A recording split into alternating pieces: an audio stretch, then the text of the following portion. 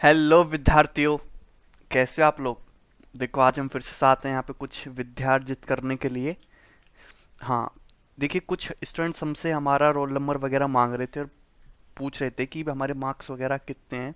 तो देखो, ये हमारा नाम है गगन प्रताप, हमें हमारे पिताजी ने दिया है।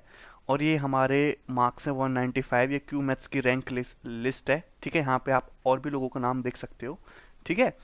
So this is my name Gagan Pratap, ठीक है। And this is my marks 195 out of 200। अब ये प्रूफ मैं आपको बस एक ही बार दिखा रहा हूँ, किसी कोई हमारे मार्क्स का प्रूफ दोबारा से नहीं मांगेगा, ठीक है। क्लियर है? ओके। और ये हमारी ईमेल आईडी है प्रतापगगन123@gmail.com। अगर किसी को कोई क्वेरी है तो आप यहाँ पे भेज सकते हो, अगर हमको समय मिलेगा तो हम उसका रिप्लाई कर देंगे। ओके, अब हम अपने क्वेश्चंस की तरफ चलते हैं। मैं फिर से आपके लिए आज लेकर आया हूँ 5 क्वेश्चन, बढ़िया बढ़िया। ओके आपका, ठीक है। आज मैंने क्वेश्चन क्वेश्चन इतने ज़्यादा टफ नहीं लिए हैं, क्वेश्चन आज मॉडरेट ही हैं। तो क्या बोला है कि एक सर्कल है, एक वृत्त है जो एक आयत की 3 भुजाओं को टच कर रहा है। आपको यहाँ पे एक आयत दिखाई दे रहा है, पी क्यू आर एस एक आयत है। और उसके अंदर एक वृत्त बना गया जो सर्कल की 3 भुजाओं को टच कर रहा है। यानी कि किसको टच कर रहा है? पी क्यू को टच कर रहा है, पी एस को टच कर रहा है और आर एस को टच कर रहा है। और आयत की जो लंबाई है वो 12 सेंटीमीटर है, चौड़ाई 6 सेंटीमीटर। यानी कि पी क्यू कितना हो गया आपका 12 और एस पी कितना हो गया अभी आपका 6, ठीक है। और जो इस रेक्टेंगल का, जो आयत का जो विकर्ण पी आर है, वो इस सर्कल को पॉइंट ए पर और पॉइंट बी पर इंटरसेक्ट करता है। तो आपसे पूछा कि कॉर्ड ए बी की लंबाई क्या है, जीवा ए बी की लंबाई कितनी है। समझ रहे हो? तो कैसे करेंगे इस क्वेश्चन को, आपको कॉर्ड ए बी की लंबाई निकालनी है। तो काफी ये अच्छा क्वेश्चन है। तो देखिए इसको कैसे करना है। इस क्वेश्चन को करने से पहले आपको एक कंसेप्ट पता होना चाहिए। क्या कंसेप्ट आपको पता होना चाहिए?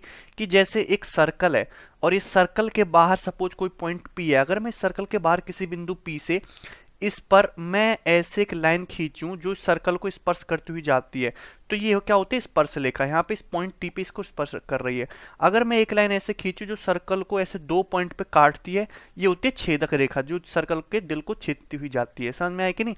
तो यहाँ पे एक रिलेशन होता है इस टेंजेंट लाइन और इस सीकेंट लाइन के बीच में कि पी टी स्क्वायर बराबर P A into P B. इस पॉइंट पी से ही पी ए की दूरी लेनी है और बी की दूरी लेनी है। पी टी स्क्वायर बराबर P A into B B. यहाँ पे हम इस प्रॉपर्टी का यूज करेंगे। अब देखिए कैसे, ये सर्कल का सेंटर ओ है, सर्कल का सेंटर ओ है। चूंकि ये सर्कल की चौड़ाई है 6, ये दूरी 6 है, तो सर्कल का डायमीटर भी कितना होगा? 6 होगा। वृत्त का व्यास भी 6 होगा। तो वृत्त की त्रिज्या कितनी होगी? 3 होगी। वृत्त की त्रिज्या कितनी होगी? 3 सेंटीमीटर होगी, ठीक है ना। अब देखिए, अगर मैं सर्कल के सेंटर से ऐसे ऐसे अगर मैं लाइन खींचता हूं,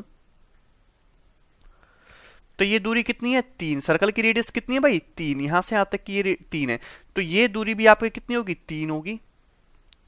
इस पॉइंट को मैं टी मान लेता हूं, इस पॉइंट को मैं टी मान लेता हूं, तो ये दूरी भी कितनी होगी? 3। अब सर्कल की लंबाई 12 सेंटीमीटर है, तो ये दूरी कितनी बचेगी? टी आर 9 बचेगी। टी आर आपकी दूरी कितनी बचेगी? 9 बचेगी। कोई डाउट है किसी को यहां तक?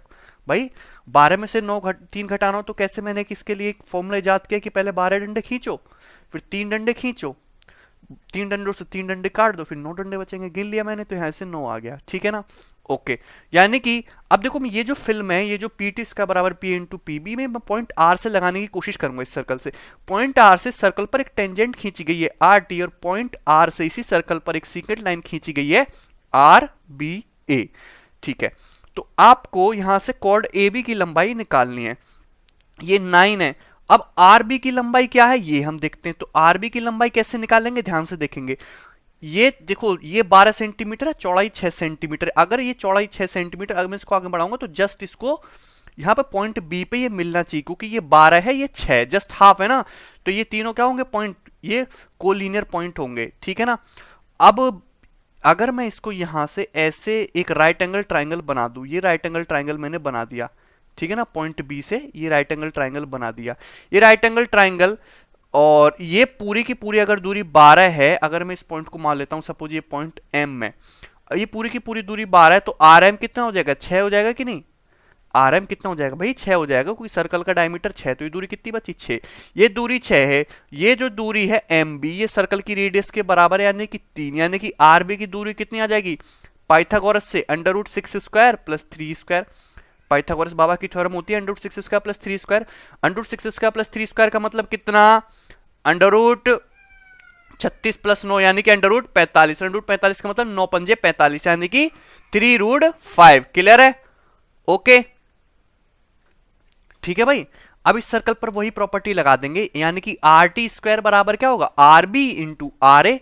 अरे समझ रहे हो ना, ध्यान से देखो नैन खोल के, ये पॉइंट आर है, पॉइंट आर से टेंजेंट आर टी खींची गई है, पॉइंट आर से सीकेंट लाइन आर बी खींची गई है, तो यहां पे क्या लगेगा, आर टी स्क्वायर बराबर R B into R A. Clear है? तो आर टी की लंबाई मैंने कितनी निकाली है भाई, 9, यानी कि 9 का स्क्वायर कितना हो जाएगा, 81।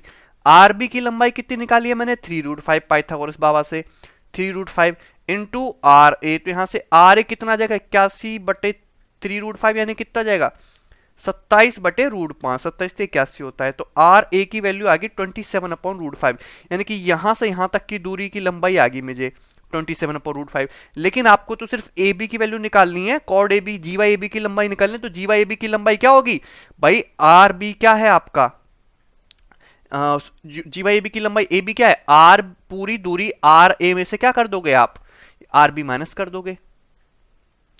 क्लियर है ना? तो आर ए कितना निकाला मैंने, 27 अपॉन रूट 5, और आर बी कितना है आपका 3 रूट 5। ठीक है, आंसर आपको सिंप्लीफाइड फॉर्म में दे रखा है, तो क्या करते हैं 3 रूट 5 में ऊपर नीचे रूट 5 से मल्टीप्लाई कर लेते हैं। ठीक है, 3 रूट 5 में अगर आप ऊपर नीचे रूट 5 से मल्टीप्लाई कर दोगे तो ऊपर हो जाएगा 15, 15 बटे रूट 5 लिख सकते हो इसे ना, 27 बटे रूट 5 माइनस 15 बटे रूट 5, तो कितना हो जाएगा 12 बटे रूट 5, 12 बाई रूट 5। यही आपका आंसर है, C option. C option is your correct answer. किसी को दिक्कत है इसमें, सबको समझ में आया कि नहीं, ध्यान से देखा करो। ओके नेक्स्ट क्वेश्चन देखिए, ये आपका नेक्स्ट क्वेश्चन है, और ये आपके कैट एग्जाम का है वो क्वेश्चन है, बहुत ही अच्छा क्वेश्चन है। ठीक है, इसमें क्या है कि एक समकोण त्रिभुज बना हुआ है ए बी सी, जो एंगल बी पर राइट एंगल है। ठीक है, ये आपका 90 डिग्री का एंगल है, और इसके अंदर दो सर्कल बने छोटे छोटे, एक ही चादर में घुसे हुए हैं दोनों। तो यहाँ पे इस सर्कल की रेडियस 12 सेंटीमीटर, इस सर्कल की त्रिज्या 3 सेंटीमीटर दे रखी है, और कोई इंफॉर्मेशन गिवन नहीं है, और आपसे इस ट्राइंगल एबीसी का एरिया पूछा है। समझ में आया कि नहीं? तो समकोण त्रिभुज का एरिया कैसे निकालते हो, समकोण त्रिभुज का एरिया निकलता है 1/2 परपेंडिकुलर इनटू बेस, यानी कि आपको बीसी की लंबाई और एपी की लंबाई निकालनी पड़ेगी, तब ये क्वेश्चन सॉल्व होगा। तो इस क्वेश्चन को कैसे सॉल्व करेंगे, ध्यान से देखेंगे। ये सर्कल यहाँ पे ऐसे है, अच्छा यहाँ पे इस पॉइंट पर टच कर रहे हैं, अगर मैं इसको यहाँ पे ऐसे मिला देता हूँ ऐसे ना, P और Q को, ठीक है, तो ये दूरी कितनी हो जाएगी, ये दूरी हो जाएगी 12 + 3 15, 12 + 3 क्योंकि ये टेंजेंट पॉइंट से ही जा रहा है, 12 + 3 कितनी हो जाएगी 15। ओके, और यहां पे इसको मैं आगे भी ऐसे बढ़ा देता हूं। ठीक है, अब यहां पे पॉइंट क्यू से इस पे मैंने परपेंडिकुलर डाला, ऐसे परपेंडिकुलर डालेंगे ऐसे परपेंडिकुलर डालेंगे, ये पूरी की पूरी दूरी 12 है, ये 3 है, तो ये दूरी भी आपकी 3 ही होगी, यानी कि ये दूरी कितनी बची 9, ये दूरी कितनी बची 9। ठीक है ना भाई, ये पूरी 12 है, ये दूरी 3 है, तो ये दूरी कितनी बची 9। अब ये 15 है, ये 9 है, ये राइट एंगल ट्राइंगल है, तो ये दूरी कितनी बचेगी आपकी 12। अरे ट्रिपलेट होता है ना 9 12 15, तो ये दूरी कितनी बचेगी आपकी 12। ये भी 90 डिग्री का एंगल है, ये भी 90 डिग्री का एंगल है, तो ये दूरी भी कितनी बचेगी आपकी 12। सबको समझ में आ रहा है कि नहीं, ये दूरी भी कितनी बचेगी आपकी 12। क्लियर है ना? अब मैं इनको नेमिंग कर देता हूं कि सपोज ये पॉइंट M है, ये पॉइंट आपका N है। यहां तक सबको क्लियर है कि नहीं? ये एक इजी तरीका है कि जब भी आपको इस तरीके से दो ट्राइंगल, एक राइट एंगल ट्राइंगल के अंदर इस तरीके से दो सर्कल मिले, तो क्या करो, उनके सेंटर को ऐसे मीट कर दो। समझ है कि नहीं? आपको एक डायरेक्शन मिल जाएगी। तो ये दूरी कितनी आ गई 12। ओके, अब देखते हैं आगे क्या होगा। ये डिस्टेंस 12 है, यहां पे आपको दो ट्राइंगल दिखाई दे रहे हैं, एक ट्राइंगल तो दिख रहा है आपको QNC और एक ट्राइंगल दिख रहा है आपको PMC। मैं इस फिगर को दूसरे सिनारियो में लेके जाता हूं। यहां समझिए, इतनी बात तो सबको समझ में आ रही होगी कि ये दूरी मैंने MN 12 निकाल दी, कैसे, यहां से परपेंडिकुलर डाल के। ठीक है ना? ओके, MN दूरी 12 है, यहां पे आपको दो ट्राइंगल दिख रहे हैं QNC। मैं ये क्वेश्चन आपने बहुत जगह देखा होगा, ये कैट का एक आया हुआ क्वेश्चन है, लेकिन मैं आपको बहुत सिंपलेस्ट तरीका बताऊंगा। एक QNC और एक बड़ा वाला ट्राइंगल दिख रहा है आपको PMC। दिख रहा है ना, पीएमसी। ये दोनों ट्राइंगल सिमिलर हैं। क्यों सिमिलर हैं? क्योंकि दोनों में एंगल सी जो है वो क्या है, कॉमन है, और एंगल एम और एंगल एन दोनों 90 डिग्री के एंगल हैं। यानी कि दो एंगल बराबर हो गए तो दोनों ट्राइंगल सिमिलर हो गए। अगर ये दोनों ट्राइंगल सिमिलर हो गए तो इनकी करस्पॉन्डिंग साइड का रेशियो समान होगा। अब इनकी करस्पॉन्डिंग साइड में 12:3 यानी कि कितने का रेशियो बनना है, 4:1 का रेशियो बनना है। इनकी करस्पॉन्डिंग साइड में 4:1 का रेशियो बनना है। जब इनकी करस्पॉन्डिंग साइड में 4:1 का रेशियो बनना है तो इनकी करस्पॉन्डिंग साइड एम सी और एन सी में भी 4:1 का रेशियो बनेगा। यानी कि यहां से यहां तक की दूरी कितनी होनी चाहिए, ये दूरी होनी चाहिए 4 रेशियो, और एन सी कितना होना चाहिए, 1 रेशियो। अरे क्लियर है ना, एन सी कितना होगा आपका, 1 रेशियो। अब ये 4 रेशियो होगा, ये दूरी 1 रेशियो होगी, तो ये दूरी कितनी बचेगी, एम एन 3 रेशियो बचेगी। 3 रेशियो की वैल्यू 12 है तो 1 रेशियो की वैल्यू कितनी आ जाएगी, 4। यानी कि एनसी की दूरी कितनी आ जाएगी, 4। कोई दिक्कत है किसी को? यहां तक सबको समझ में आया भाई? इनकी करस्पॉन्डिंग साइड 12 और 3 यानी कि रेशियो कितने का है, 4:1 का रेशियो आया। तो ये भी 4:1 के रेशियो में होनी चाहिए। अब ये 4:1 रेशियो, तो 3 रेशियो के लिए 12 है तो 1 रेशियो के लिए 4, यानी कि एनसी की दूरी कितनी आएगी, 4 सेंट। यहां तक सबको समझ में आ रहा है? यानी कि मैंने एनसी कितना निकाल दिया, 4 सेंटीमीटर। ये एनसी यहां से यहां तक की दूरी कितनी है, 4। तो ये पूरा यहां से यहां तक की दूरी कितनी हो जाएगी, 16। यहां से यहां तक की पूरी दूरी कितनी हो जाएगी, 16। ये 16 है। इस बड़े, ये वाला जो सर्कल है, इस सर्कल की रेडियस कितनी है, बड़े वाले सर्कल की रेडियस 12 है। तो ये दूरी भी कितनी है, ये भी आपका 12 है। तो बीएम भी कितना हो जाएगा, 12। यानी कि यहां से यहां तक की दूरी ये भी कितनी है, 12। यानी कि आपकी साइड बीसी की लंबाई मुझे पता चल गई कितनी, 28।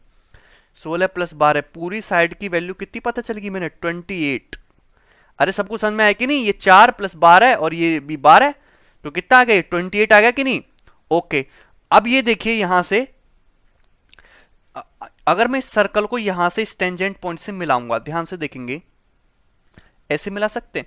अब सबको पता है कि सर्कल के बाहर अगर किसी पॉइंट से अगर हम टेंजेंट लाइन खींचे तो बराबर होती है, उनकी लंबाई क्या होती है, बराबर। वृत्त के बाहर किसी बिंदु से खींची गई, वृत्त पर खींची गई स्पर्शरेखा की लंबाई बराबर होती है। अब ये जो बड़ा वाला सर्कल है, इसके बाहर पॉइंट सी से इस पर एक स्पर्शरेखा खींची गई है जिसकी लंबाई कितनी आ रही है, 16। तो इसी पॉइंट से अगर मैं दूसरी स्पर्शरेखा, यानी कि अगर मैं इस पॉइंट को क्या मान लेता हूं, टी मानता हूं, तो सी टी की लंबाई भी क्या होगी आपकी, 16 ही होगी। ये डिस्टेंस भी कितनी होगी आपकी, 16 ही होगी कि नहीं? अरे क्लियर है भाई? ये 16 और ये 16, पॉइंट सी से इस पर एक टेंजेंट 16 है और ये टेंजेंट 16 है। इसी तरीके से पॉइंट ए से इस पे एक टेंजेंट खींची गई है ये बाहर से, और पॉइंट ए से इस पे टेंजेंट खींची गई है बाहर से। इन दोनों की लंबाई बराबर होनी चाहिए। अगर ये दूरी x है तो ये दूरी भी कितनी होनी चाहिए, x। और ये वाली दूरी कितनी होगी आपकी, ये वाली दूरी होगी आपकी 12, क्योंकि ये सर्कल की रेडियस 12 के बराबर होगी। क्लियर है? सबको समझ में आ रहा है? थोड़ी चीजें यहां पे गहराई में है। अब देखिए ध्यान से, अब यहां पे x कुल मिला के, अब इस क्वेश्चन को आप दो तरीके से करते हो। यहां तो यहां पे पाइथागोरस बना लीजिए, पाइथागोरस थ्योरम लगा लीजिए कि एक साइड की वैल्यू आ गई, ये पूरी साइड की वैल्यू कितनी आ गई, ये आ गई आपकी x + 12, और ये पूरी साइड आ गई आपकी x + 16, और एक साइड है आपकी 28। तो पाइथागोरस थ्योरम लगा दीजिए कि x + 12 का whole square equal to, sorry, x + 12 का होल स्क्वायर प्लस 28 स्क्वायर बराबर x + 16 का स्क्वायर। यहां पे कर सकते हैं कि नहीं, ये इतना कर सकते हैं कि नहीं? अब यहां पे क्वाड्रेटिक बनेगी, इसको सॉल्व करेंगे तो थोड़ा टाइम वेस्ट होगा। या फिर आप डायरेक्ट कर सकते हैं कि ट्रिपलेट की अगर आपको नॉलेज है, सब लोग जानते हैं कि पाइथागोरन ट्रिपलेट बहुत यूज होते हैं, बहुत ज्यादा यूज होते हैं। इस पर क्वेश्चन आता है डायरेक्टली एग्जाम में। देखिए इस 7, 24, 25 सबको पता है ट्रिपलेट होता है। 7, 24, 25 मैंने क्यों लिखा, क्योंकि मैंने 28 की शकल देख ली, और 28 और 7 को हम रिलेट करते हैं, 7, 24, 25। अगर मैं इसमें 4 से मल्टीप्लाई कर दूंगा तो ये हो जाएगा 28, 24 चौका 96 और 25 चौका 100। यानी कि 28, 96, 100 भी एक आपका ट्रिपलेट बनना चाहिए, जिसमें 100 क्या होगा आपका, हाइपोटेनियस होगा। 100 क्या होगा आपका, हाइपोटेनियस होगा। अरे क्लियर है ना? सबसे बड़ी साइड हाइपोटेनियस होती है। अगर 100 हाइपोटेनियस है, 16 ये डिस्टेंस है, तो ये x कितना आना चाहिए, 84 आना चाहिए। 84 + 16 100। अगर x 84 है तो ये दूरी भी 84 होनी चाहिए, और 84 + 12 96। सेटिस्फाई कर गया? अरे सेटिस्फाई कर गया कि नहीं? ये 28, ये 96 और 84 + 16 ये 100। क्लियर है? सेटिस्फाई कर गया? कोई दिक्कत ही नहीं। बस जब हमको तीनों साइड की लंबाई ही पता चल गई कि ये साइड 28 है, ये वाली साइड 96, तो त्रिभुज का एरिया निकालने में तो कोई दिक्कत ही नहीं। त्रिभुज का एरिया क्या होता है, 1/2 आधार गुणा ऊंचाई। राइट एंगल ट्रायंगल का एरिया, आधार कितना है 28 और ऊंचाई कितनी है 96। 2 से 28 14 बार कट गया, ये कितना आ जाएगा 1344 1344 सेंटीमीटर स्क्वायर। अरे कोई दिक्कत है किसी को इसमें? नहीं समझ में आया तो एक बार फिर से वीडियो को रिवाइंड करके देखेंगे, समझ में आ जाएगा। ठीक है, देखिए ये आपका नेक्स्ट क्वेश्चन है, ये आपके जेड के एग्जाम का, जेवियर एप्टीट्यूड टेस्ट 2004 के एग्जाम का आया हुआ क्वेश्चन है। इसमें क्या है कि आपको एक एल्जेब्रिक फंक्शन दिया है, ये एक एल्जेब्रिक फंक्शन है, इसकी आपको मिनिमम लीस्ट वैल्यू निकालनी है। समझ में आया कि नहीं? इसका आपको मिनिमम मिनिमम मान निकालना, न्यूनतम मान निकालना है। तो कैसे करेंगे? पहले मैं आपको एक चीज बताता हूं। सपोज x है, आपसे पूछा जाए कि x एक वेरिएबल है, इसकी मिनिमम वैल्यू बताओ, तो इसकी मिनिमम वैल्यू क्या होगी? Minus infinite. अब x से आपकी, ये x है, इससे आपकी अगर मैक्सिमम वैल्यू पूछा जाए तो मैक्सिमम वैल्यू कितनी होगी? Plus infinite. मिनिमम वैल्यू कितनी? Minus infinite. मैक्सिमम वैल्यू कितनी? Plus infinite. लेकिन अगर सपोज एक्स स्क्वायर है और आपसे पूछा जाए कि एक्स स्क्वायर की मिनिमम वैल्यू बताओ, चाहे आप एक्स की जगह चाहे नेगेटिव वैल्यू रखो चाहे पॉजिटिव वैल्यू रखो, उसका स्क्वायर होने पर हमेशा पॉजिटिव ही आएगा, कुछ ना कुछ पॉजिटिव ही आएगा। यानी कि एक्स स्क्वायर की मिनिमम वैल्यू कितनी जाएगी? 0। और वो भी कब? जब आप एक्स की जगह क्या करोगे? 0 करोगे।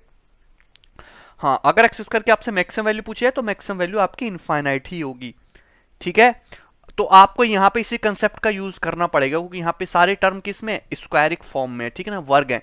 तो यहां पे 4x-2 का होल स्क्वायर प्लस 4y-3 का स्क्वायर माइनस 2x-3 का स्क्वायर, यहां पे दो वेरिएबल हैं, एक x है एक y है। तो आपको लीस्ट पॉसिबल वैल्यू निकालनी है। अब लीस्ट पॉसिबल वैल्यू निकालनी है तो ध्यान से देखेंगे, ये जो आपको टर्म दिख रहा है 4y-3 का होल स्क्वायर, भाई x को हम बाद में देखेंगे, 4y में, ये तो लीस्ट आपको इसको लीस्ट वैल्यू निकालनी है। ये लीस्ट कब होगा? जब 4y-3 का होल स्क्वायर में अगर मैं y की जगह 3 पुट करूंगा तो ये पूरा का पूरा टर्म क्या बन जाएगा? 0, क्योंकि y, अगर मैं 4y-3 की जगह कोई और नेगेटिव और कोई वैल्यू रखूंगा 3 के अलावा, तो इसकी वैल्यू क्या हो जाएगी? पॉजिटिव हो जाएगी। तो इसको मिनिमम करने के लिए मुझे y की जगह 3 पुट करना पड़ेगा और ये पूरा का पूरा टर्म क्या हो जाएगा? 0 हो जाएगा। अब सिर्फ आपके पास दो टर्म बचे, दैट मीन्स 4x-2 का होल स्क्वायर, y-3 तो हमने ठिकाने लगा दिया, 4x-2 का whole square plus minus 2x-3 का होल स्क्वायर, 4x-2 का होल स्क्वायर माइनस 2x-3 का होल स्क्वायर, ये बचा। अब यहां पे लड़के क्या करते हैं कि यहां पे 4x-2 माइनस 2x-3 का होल स्क्वायर, कि यहां पे x की जगह अगर आप 3 पुट करोगे तो 3 माइनस 3 0, यानी कि इसकी आएगी वैल्यू 2 तो ऑप्शन में नहीं है। फिर यहाँ पे क्या करेंगे? x की जगह क्या पुट करोगे? आप 2 पुट करोगे, 2 पुट करोगे तो वैल्यू आएगी -2, लेकिन ऑप्शन में -4 -8 भी है। ऐसा नहीं करना है, आपको इसको एक ही स्क्वायरिक फॉर्म में चेंज करना है। आपको इस पूरे के पूरे टर्म को एक ही स्क्वायरिक फॉर्म में चेंज करना है। तो कैसे करेंगे? 4x-2 का होल स्क्वायर खोलिए, x-2 का होल स्क्वायर होता है x square plus 4 minus 4x, और x-3 का होल स्क्वायर खोलिए, x-3 का होल स्क्वायर होता है x square plus 9 minus 6x। Clear है? यहां तक सबको समझ में आ रहा है? यहां से क्या कॉमन ले लीजिए आप? 2 कॉमन ले लीजिए भाई, 4 और 2 में से 2 कॉमन आ जाएगा, तो यहां पे क्या बचेगा? 2x स्क्वायर प्लस 8 और माइनस का 8x। यहां से 2 कॉमन चला गया तो अंदर क्या बचेगा? माइनस का x स्क्वायर और माइनस का 9 और प्लस का 6x। क्लियर है? तो यहां पे 2 x square minus x square, that means क्या हो जाएगा आपका? एक्स स्क्वायर, और ये आपका minus 8x plus 6x, that means क्या हो जाएगा? माइनस का 2x, और 8 माइनस 9 दैट मीन्स क्या हो जाएगा? ये -1। यहां तक समझ में आ रहा है सबको? 2, अब ये एक्स स्क्वायर माइनस 2x, इसको फुल स्क्वायर बनाना है, तो एक्स स्क्वायर माइनस 2x को फुल स्क्वायर बनाने के यहाँ पे +1 ऐड करना पड़ेगा, और मतलब 1 ही ऐड करना पड़ेगा, 1 ही घटाना पड़ेगा, तो क्या हो जाएगा? 1 - 2। ये क्या हो गया? x-1 का होल स्क्वायर बन गया। क्या बन गया? ये x-1 का होल स्क्वायर, यानी कि इसको लिख सकता हूं मैं 2x-1 का होल स्क्वायर, और 2 के अंदर गुणा हो जाएगी, 2 दूनी 4 माइनस का 4। यहां तक सबको समझ में आई बातें? मैंने इस एल्जेब्रिक फंक्शन को एक ही स्क्वायर की फॉर्म में चेंज किया। ठीक है, इस बात को इस तरीके से लिखा जा सकता है।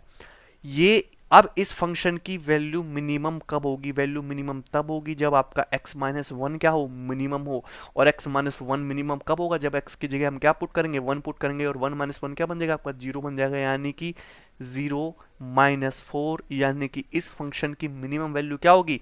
-4, सेकंड ऑप्शन। अरे क्लियर है, सबको समझ में आया कि नहीं? अगर आपको एक स्क्वायरिक फॉर्म दे रखी है एक्स स्क्वायर, इसकी मिनिमम वैल्यू निकालनी हो तो क्या करना है? मिनिमम वैल्यू क्या होती है? इसको जीरो बनाने की कोशिश करना है। सपोज आपसे पूछा जाए कि एक्स माइनस थ्री का स्क्वायर ये किस पे मिनिमम होगा, किस पे मिनिमम होगा? एक्स इक्वल टू थ्री पे, क्योंकि थ्री पुट करोगे तो थ्री माइनस थ्री का स्क्वायर, तभी क्या बनेगा? ये जीरो बनेगा। तो ये क्वेश्चन हमने इस तरीके से सॉल्व किया और इसका आंसर क्या है? -4। नेक्स्ट क्वेश्चन देखिए, ये आपका नेक्स्ट क्वेश्चन है, ये भी आया हुआ क्वेश्चन है। इस क्वेश्चन को मैं आपको तीन तरीके से बताऊंगा, ठीक है? आपको हर रास्ता पता होना चाहिए, हर तरीका आना चाहिए। अभिषेक भाई क्या है, रसगुल्ला बेचते हैं 15 रुपए पर किलो के हिसाब से, बहुत सस्ते में बेचते हैं, ठीक है? अभिषेक हमारे दोस्त का नाम है। तो 15 रुपए पर केजी के हिसाब से रसगुल्ला बेचते हैं, और रसगुल्ला जो है फ्लोर और शुगर का बना हुआ है, और किस रेशियो में? 5:3 के रेशियो में बना हुआ है। समझ में आया कि नहीं भाई? एक रसगुल्ले में फ्लोर आटा लगता है, शुगर लगता है। फ्लोर और शुगर 5:3 के रेशियो में लग रहा है, यानी कि किसका रेशियो है ये भाई? आपकी क्वांटिटी का रेशियो है। ये किसका रेशियो? क्वांटिटी का रेशियो है। सबको समझ में आया कि नहीं? और price of sugar and floor, यहां पे देखिए फ्लोर और शुगर है, यहां पे प्राइस किसका दिया है? शुगर और फ्लोर। ध्यान से देख रहे हैं क्वेश्चन को, बड़े ध्यान से पढ़ते हैं। शुगर और फ्लोर के प्राइस का रेशियो कितना है? 7:3 पर केजी। तो प्राइस का रेशियो कितना दिया है? फ्लोर और शुगर का कितना हो जाएगा? 3:7। अरे 3:7 हो जाएगा कि नहीं? अरे क्लियर है, इनके प्राइस का रेशियो 3:7 हो जाएगा। ये पर केजी में है, फ्लोर और शुगर के पर केजी में रेशियो है। अच्छा, 15 रुपए पर केजी में उसको बेचने पर अभिषेक भाई को 66:2/3% का प्रॉफिट होता है। 15 रुपए पर केजी क्या आपका सेलिंग प्राइस है, और 15 रुपए पर केजी में रसगुल्ला बेचने पर कितने का प्रॉफिट हो रहा है? 66:2/3% का प्रॉफिट हो रहा है। और 66:2/3% का मतलब होता है कितना है? 2/3। अरे 2/3 होता है कि नहीं? 3 रुपए पर 2 रुपए का प्रॉफिट, तभी तो 66:2/3 होगा। यानी कि ये 5 रेशियो की वैल्यू, 5 रेशियो की वैल्यू 15, 1 रेशियो की वैल्यू 3 और 3 रेशियो की वैल्यू 9, यानी कॉस्ट प्राइस कितना आ गया? 9 रुपए पर केजी। अरे क्लियर है कि नहीं? भाई 9 रुपए पर केजी पे अगर तुम 66:2/3% का प्रॉफिट लोगे तो 15 रुपए पर केजी का सेलिंग प्राइस आ जाएगा, यानी कि 1 किलो रसगुल्ले का सेलिंग कॉस्ट प्राइस कितना आ गया? 9 रुपए पर केजी। अब देखिए ध्यान से, अगर वो फ्लोर सपोज 5 किलो लगा रहा है, शुगर 3 किलो लगा रहा है, तो टोटल रसगुल्ला कितना बनेगा? 8 किलो रसगुल्ला बनेगा। और 8 किलो रसगुल्ला 9 रुपए किलो के हिसाब से कितने का कॉस्ट प्राइस बनेगा? 72 केजी, 72 रुपए का कॉस्ट प्राइस बनेगा। 5 किलो अगर फ्लोर लगा रहा है, 3 किलो शुगर लगा रहा है, तो 8 किलो रसगुल्ला बनेगा, 9 रुपए पर केजी के हिसाब से 72 रुपए का बनेगा। और 5 किलो फ्लोर 3 रुपए पर केजी के हिसाब से 15 रुपए कॉस्ट प्राइस बनेगा। 3 केजी शुगर 7 रुपए पर केजी के हिसाब से 21 रुपए कॉस्ट प्राइस बनेगा, यानी कि 15:21 के रेशियो में कॉस्ट प्राइस बनेगा। और 15:21 होता कितना है? 36 रेशियो। तो 36 रेशियो के लिए 72 रुपए के बराबर होनी चाहिए। 1 रेशियो के लिए 2 रुपए के बराबर होनी चाहिए। 1 रेशियो के लिए अगर 2 रुपए के बराबर है तो शुगर की कॉस्ट प्राइस 7 रेशियो, यानी कि 7 रेशियो के लिए कितने के बराबर? 14 रुपए के बराबर, यानी कि 14 रुपए पर केजी क्या आ गया? आपका आंसर आ गया। क्लियर है? कोई दिक्कत ही नहीं। अब दूसरा तरीका देखो, दूसरा तरीका क्या है? Mixture allegation. मिक्सचर एलिगेशन लग सकता है इसमें भाई। दो सिनारियो दे रखे हैं आपको, फ्लोर और शुगर। फ्लोर और शुगर, भाई फ्लोर का कॉस्ट प्राइस कितना नहीं पता, और शुगर का कॉस्ट प्राइस कितना ये भी नहीं पता, लेकिन इनका रेशियो जरूर पता है। अगर यहां पे शुगर और फ्लोर, शुगर और फ्लोर के कॉस्ट प्राइस का रेशियो कितना है? 3:7। तो मैं सॉरी, फ्लोर और शुगर के 3:7। अगर मैं फ्लोर का कॉस्ट प्राइस 3x मान लेता हूं, शुगर का कॉस्ट प्राइस कम मान लेता हूं, 7x मान लेता हूं, ठीक है ना? रेशियो हटाएंगे तो x से मल्टीप्लाई कर देते। फिगर का फ्लोर का कॉस्ट प्राइस मैंने 3x रुपए पर केजी मान लिया, शुगर का मैंने 7x रुपए पर केजी मान लिया। जब इनको मिला के एक रसगुल्ला बनाया जाता है तो रसगुल्ले का कॉस्ट प्राइस कितना आता है? 9 रुपए पर केजी। और इनको मिलाया किस रेशियो में जाता है? इनको मिलाया जाता है 5:3 के रेशियो में मिलाया जाता है। इनको मिलाया किस रेशियो में जाता है? 5:3 के रेशियो में मिक्स किया जाता है। भाई ध्यान से समझो फिर से, फ्लोर और शुगर। फ्लोर का कॉस्ट प्राइस क्या है? 3x मान लिया। शुगर का कॉस्ट प्राइस पर केजी कितना मान लिया? 7x मान लिया। जब इनको मिलाया तो एक रसगुल्ला बना, रसगुल्ले का कॉस्ट प्राइस कितना है? 9 रुपए पर केजी। और इनको मिलाया किस रेशियो में? 5:3 के रेशियो में। अब यहाँ पे आपको मिक्सचर, या तो आप इक्वेशन बनाओगे तो कैलकुलेशन करनी पड़ेगी, ऑप्शन से सेटिस्फाई करा लेते हैं। 7x, अगर यहाँ पे अगर मैं डी फोर्थ वाला ऑप्शन लूंगा तो यहाँ पे क्या रखूंगा? अगर मैं यहाँ पे 14 रखूंगा तो यहाँ पे क्या आना चाहिए? डेफिनेटली यहाँ पे आना चाहिए 6। अब देखिए 14 में से 9 गया 5 और 9 में से 6 गया 3, सेटिस्फाई कर गया, यानी कि शुगर का कॉस्ट प्राइस क्या है? 14 रुपए पर केजी। आंसर आप इसको मिक्सचर एलिगेशन से भी कर सकते हो। तीसरा तरीका, इतना कुछ सोचना नहीं है, इतना कुछ सोचना नहीं है, क्या बोला है, शुगर, फ्लोर और शुगर के कॉस्ट प्राइस का रेशियो कितना बोला है, 7:3। The ratio of price of sugar and floor is 7:3। समझ में आया कि नहीं, शुगर का कॉस्ट प्राइस 7 रेशियो, फ्लोर का शुगर प्राइस, फ्लोर का प्राइस 3 रेशियो। यानी कि शुगर का जो कॉस्ट प्राइस होगा वो 7 का मल्टीपल होगा कि नहीं, शुगर का जो कॉस्ट प्राइस होगा वो 7 का मल्टीपल होना चाहिए कि नहीं, और 7 का मल्टीपल सिर्फ आंसर में एक ही ऑप्शन है, 14 रुपए पर केजी। आंसर आपको सॉल्व करने की जरूरत ही नहीं है, कोई दिक्कत ही नहीं। नेक्स्ट क्वेश्चन देखिए, ये आपका नेक्स्ट और लास्ट क्वेश्चन है, ठीक है। ये क्वेश्चन है पिरामिड से रिलेटेड, ठीक है। द मम्मी मूवी देखी है ना, वो रॉक वाली, उसी में थे पिरामिड। तो वही है, क्या बोला है कि एक पिरामिड है, उसका बेस क्या है, कि स्क्वायर एक वर्ग है, जैसा फिगर में दिखाई दे रहा है कि स्क्वायर है और स्क्वायर पिरामिड बना हुआ है, और उसका आपको वॉल्यूम, उसका आयतन दिया है 200 सेंटीमीटर क्यूब, और पिरामिड की आपको हाइट दी है 13 सेंटीमीटर, ठीक है। आपसे क्या पूछा है, आपसे स्लांट एज पूछा है। देखो दो चीजें होती हैं, एक होती है स्लांट हाइट, एक होता है स्लांट एज। स्लांट एज क्या होता है, ये है भाई आपका एपेक्स, अरे ठीक है ना, ये आपका एपेक्स है, टॉप पॉइंट, और ये है आपका बेस, और ये यहाँ पे बेस का एक वर्टेक्स है। तो एपेक्स और एक वर्टेक्स के बीच की दूरी क्या होती है, ये है आपकी स्लांट एज। समझ में आया कि नहीं, त्रियक किनारा ऊंचाई, अरे आया ना समझ में भाई। ये है आपका एपेक्स पॉइंट और ये है आपके बेस का वर्टेक्स, कोई भी वर्टेक्स ले लो चारों में से। ये है आपकी स्लांट एज। स्लांट हाइट क्या होता है, स्लांट हाइट होता है कि अगर मैं स्क्वायर के मिड पॉइंट से, इस स्क्वायर की इस एज के मिड पॉइंट से, ठीक है ना, अगर मैं ऐसे एपेक्स को देख मिलाऊंगा तो वो दूरी आएगी स्लांट हाइट। दैट मीन्स ये दूरी होगी आपकी स्लांट हाइट। एपेक्स और स्क्वायर, इस स्क्वायर की साइड के मिड पॉइंट से अगर मैं मिलाऊंगा ना तो वो होती है आपकी स्लांट हाइट। लेकिन आपसे स्लांट हाइट नहीं पूछा, आपसे स्लांट एज पूछा है। तो कैसे करेंगे, तो सबसे पहले क्या करते हैं, स्क्वायर की साइड कैलकुलेट करते हैं। पिरामिड के वॉल्यूम का फॉर्मूला सबको पता है कि पिरामिड के वॉल्यूम का फॉर्मूला होता है 1/3 area of base into height.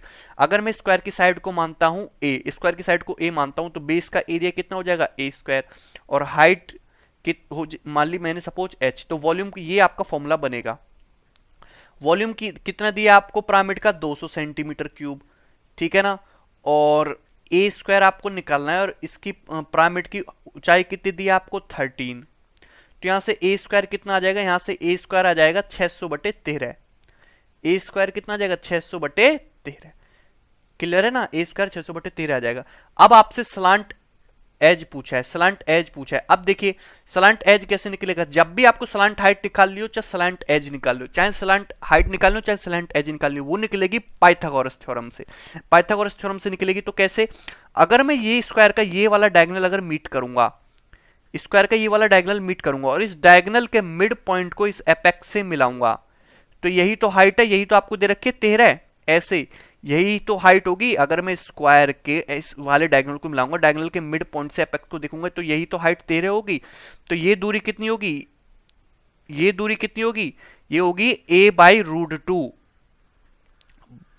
अगर स्क्वायर की साइड a है तो डायगोनल कितना होता है √2a, और डायगोनल का हाफ a/√2।